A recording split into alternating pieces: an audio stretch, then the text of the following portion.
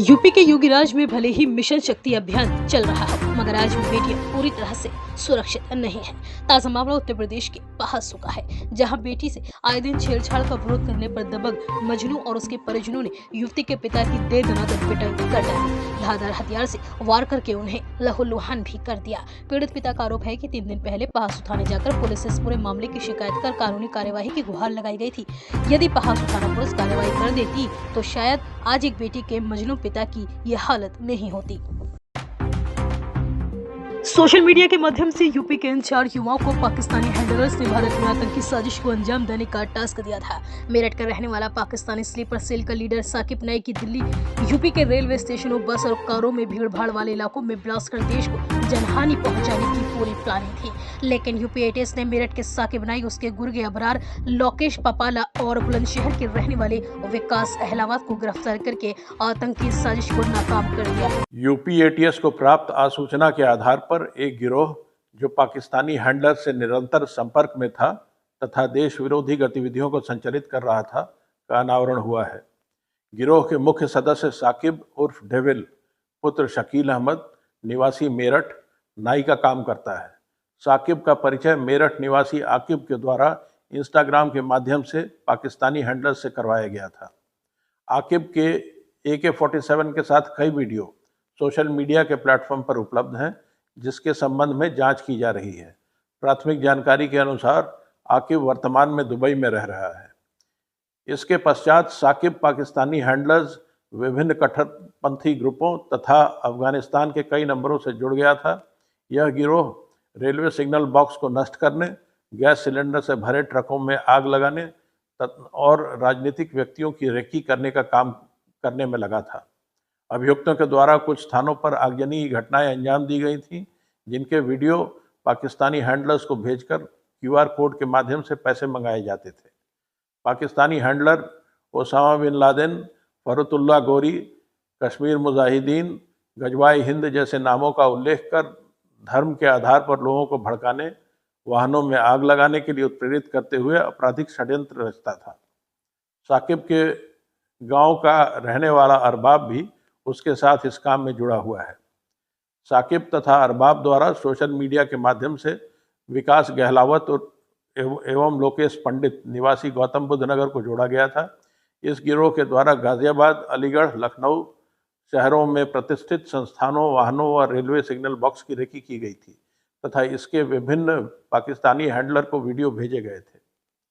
दिनांक 2 अप्रैल को इस गिरोह के मुख्य सदस्य साकिब उर्फ डेविल द्वारा लखनऊ रेलवे स्टेशन के पास रेलवे सिग्नल तथा अन्य रेलवे संपत्ति को आगजनी व विस्फोट कर नुकसान पहुंचाने की योजना बनाई गई थी, जिसके कार्यान्वयन के पूर्व ही एटीएस टीम द्वारा गिरोह के सदस्यों को गिरफ्तार कर लिया गया।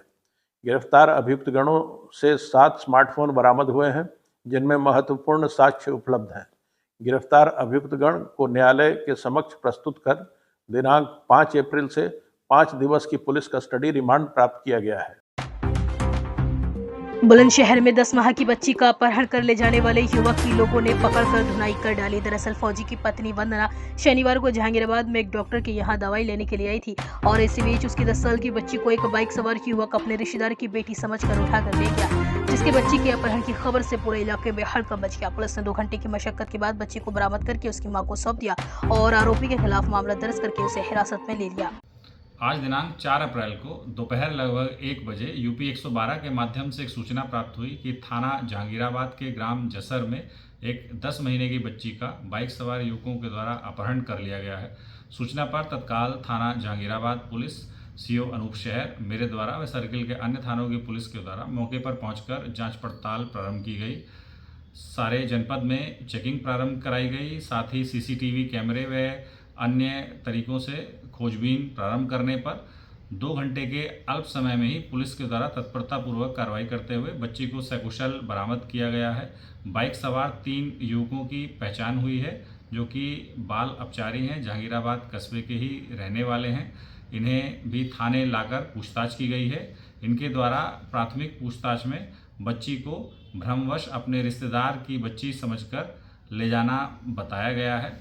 इस प्रकरण में बच्ची की मां की ओर से एक तहरीर प्राप्त हुई है, जिसके आधार पर सुसंगत धाराओं में अभियोग पंजीकृत किया जा रहा है। प्रकरण में सभी पहलुओं पर गहनतापूर्वक जांच पड़ताल की जा रही है। जांच में जो भी तथ्य संज्ञानित होंगे तदनुसार अग्रिम विधिक कार्रवाई की जाएगी। बुलंदशहर महोत्सव में नूरानी नाइट का आयोजन किया गया, जिसमें सूफी गायिका ज्योति नौरान ने अपने गीतों का जमकर जलवा बिखेरा। हालांकि लाखों रुपए के बजट वाली नूरानी नाइट में भी अपेक्षित दर्शक नहीं पहुंच सके और ये नाइट भी सूनी रह गई। बुलंदशहर में पूर्व मुख्यमंत्री बाबूजी कल्याण सिंह की प्रतिमा का अनावरण किया गया। गांव खरकाली में उनके बेटे पूर्व सांसद राजवीर सिंह और उन्नाव के सांसद साक्षी महाराज ने विधिवत तरीके से अनावरण करके कहा कि बाबूजी कल्याण सिंह ने अयोध्या के श्री राम मंदिर निर्माण में अहम भूमिका निर्वाह की थी। मन से कल्याण सिंह को भारत रत्न दिए जाने की भी वक्ताओं ने आवाज बुलंद की। और यूपी के बुलंदशहर में हुए छात्र साक्षर कौशिक हत्याकांड में पोस्टमार्टम रिपोर्ट आने के बाद अब एक और बड़ा नया खुलासा हुआ है। बताया गया है कि लड़कियों का वेश धारण कर किन्नर बनकर रह रहा अमन उर्फ अवंतिका किन्नर नहीं बल्कि पुरुष है। साक्षर कौशिक की अमन के साथ समलैंगिक संबंधों के चलते हत्या की बात अब सामने आई है।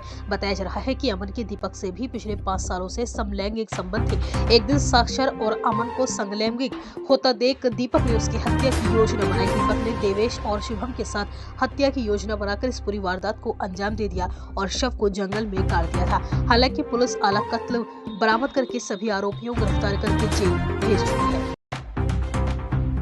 यूपी के बुलंदशहर में बेमौसम हुई बारिश और ओलावृष्टि किसानों के लिए परेशानी का बड़ा सबब बन गई है।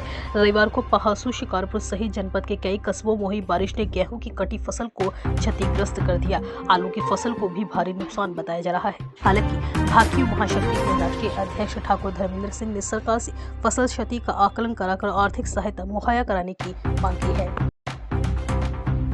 और वहीं बुलंदशहर की खुर्जा पुलिस ने 10,000 रुपए के इनामी गैंगस्टर बदमाश रविंद्र गोरकी को गिरफ्तार करके जेल भेज दिया है।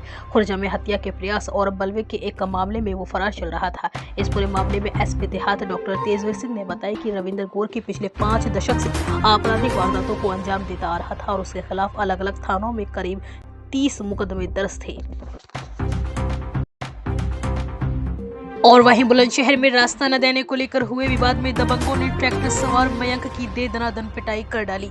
मयंक को बचाने आई उसकी पत्नी और मां को भी दबंगों ने नहीं बख्शा और उन्हें भी पीट कर घायल करके फरार हो गए।